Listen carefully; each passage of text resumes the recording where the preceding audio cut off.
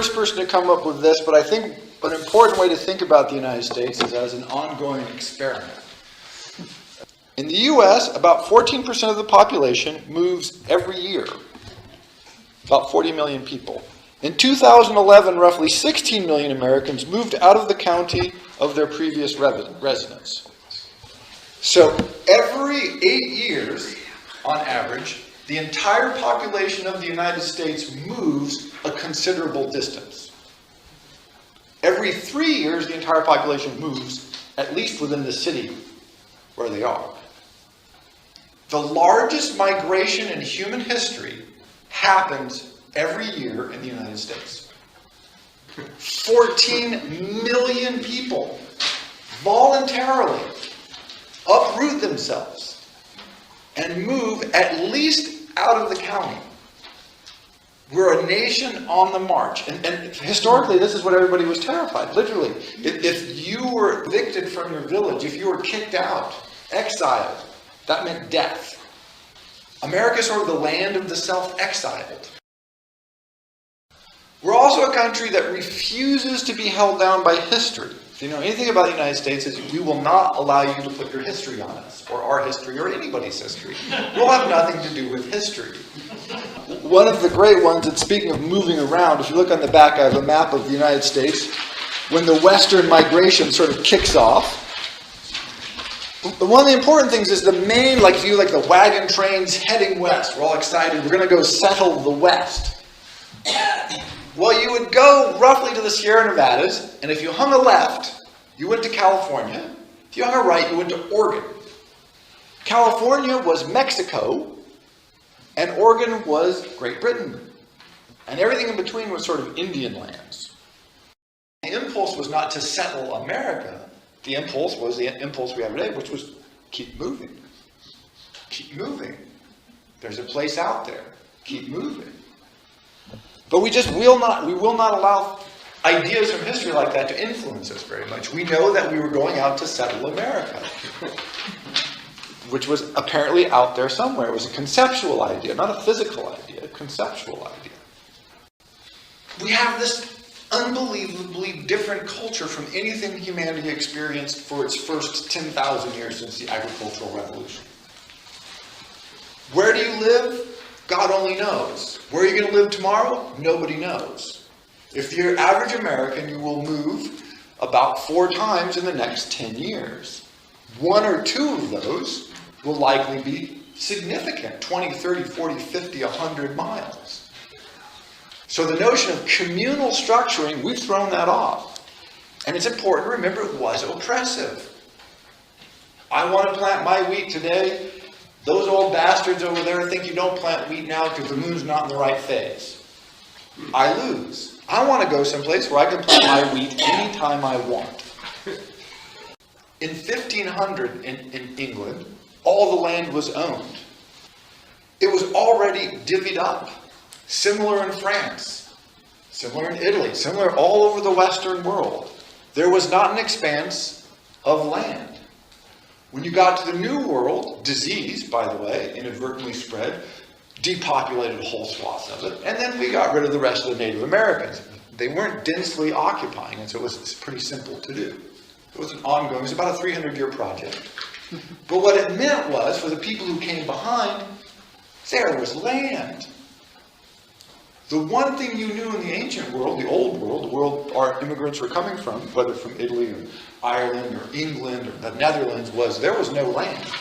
And there never was going to be any. It was all owned. And it wasn't just purchased. It was purchased and owned 600 years ago. And the chances of you having access to any more of it, 0. Or very small indeed. So what do? There's this magic place. There's this magic place you could go where there is just land. And land, by the way, equals wealth. You can go and get land. This was the part of the dream. And so in the old world, if you want to call Europe the old world, most of the migrants came from, the notion of freedom, of material freedom, was absurd. You had material constraint, and you wanted mental freedom. Freedom meant freedom of thought, freedom to read, freedom to associate. In America, freedom meant material freedom. For the first time, and this has not been around for 1,000 years. Come to a country where you might get 500 acres, 5,000 acres, 50,000 acres. Hell, we'll give you free land, you just homestead it. And if that doesn't work out for you, just move west. Try again. This is the idea that there is space to move around.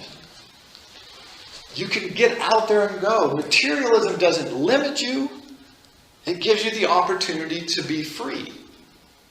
So people say America is a material society. We are an incredibly material society. But part of it is because we associate it with freedom. Because we're so freaking materially rich. First time in history this has been true. Up until the 1800s, there's almost no growth. Starting in the 1800s in the Industrial Revolution, growth takes off. And where does it take off most and best is in the United States. We were nothing in 1790. In 1900, 100 years later, we're just the greatest industrial power in the world. It's almost unfathomable that this happened, but it did.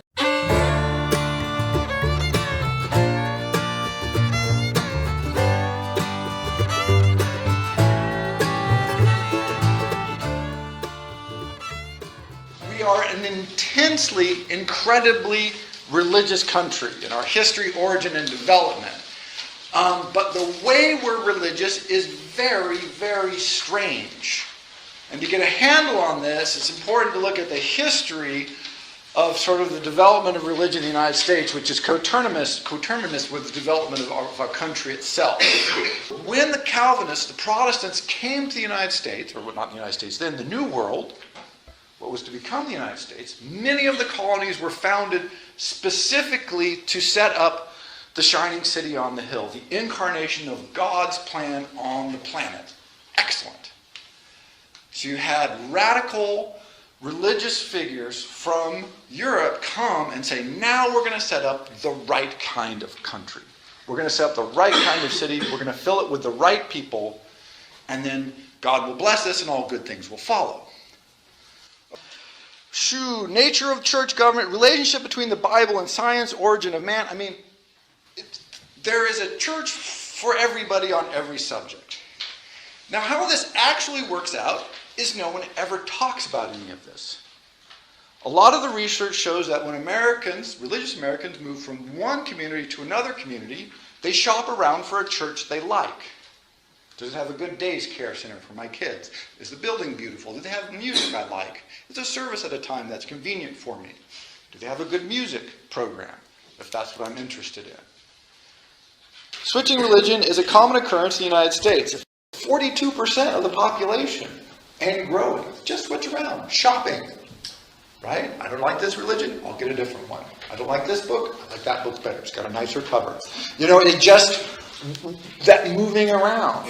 And so we have this, like I mentioned, the religious life, we have this bizarrely religious country, but that believes everything and nothing. And it's all up for grabs. Because, like I said, 42% of the people change it. So the notion of material constraint, that's gone.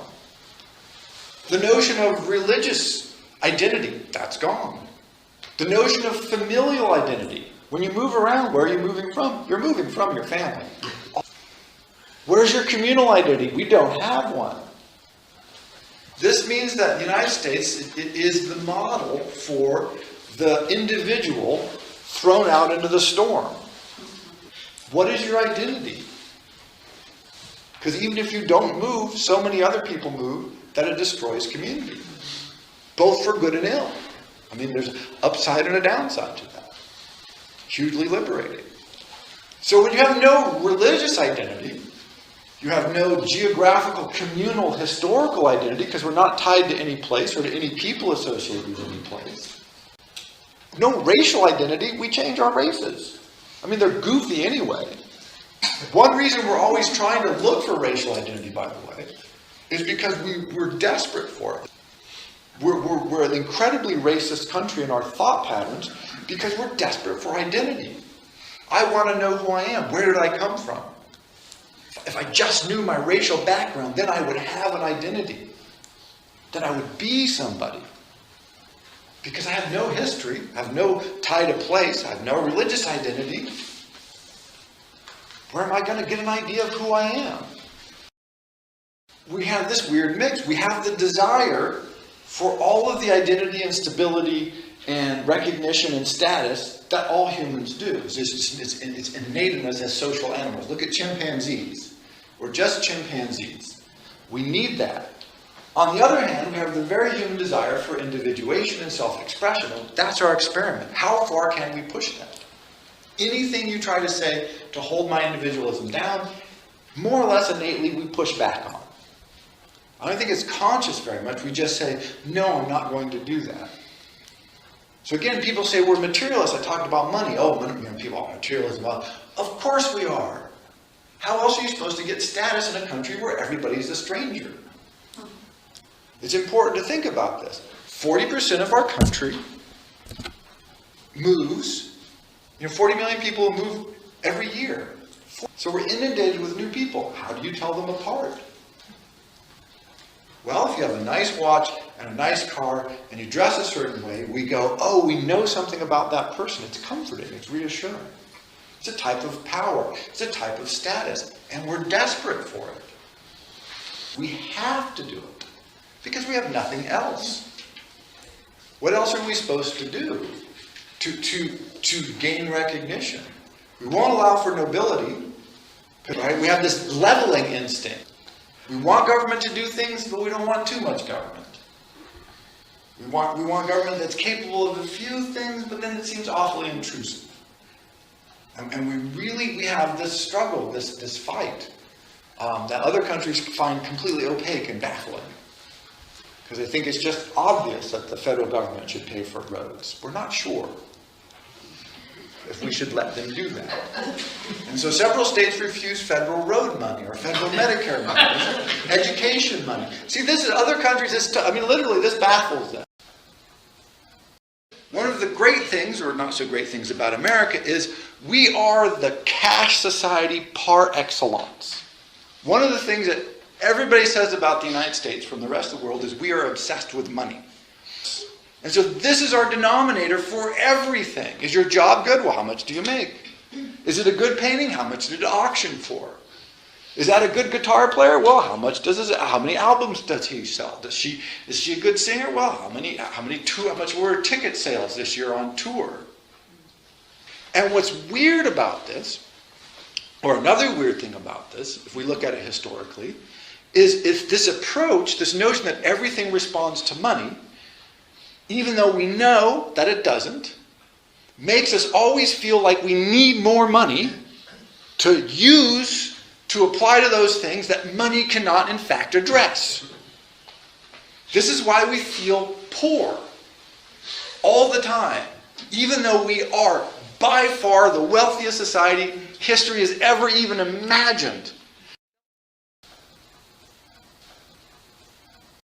American exceptionalism prevents us from being able to see or understand the whole rest of the world because, of course, we think we are the whole rest of the world. We don't seem to be able to imagine anything fundamentally different from the way we are. Oh, if we just go to Iraq and open some malls and they get some MTV, they'll be just like us. Because everybody wants to be like us because we're so great.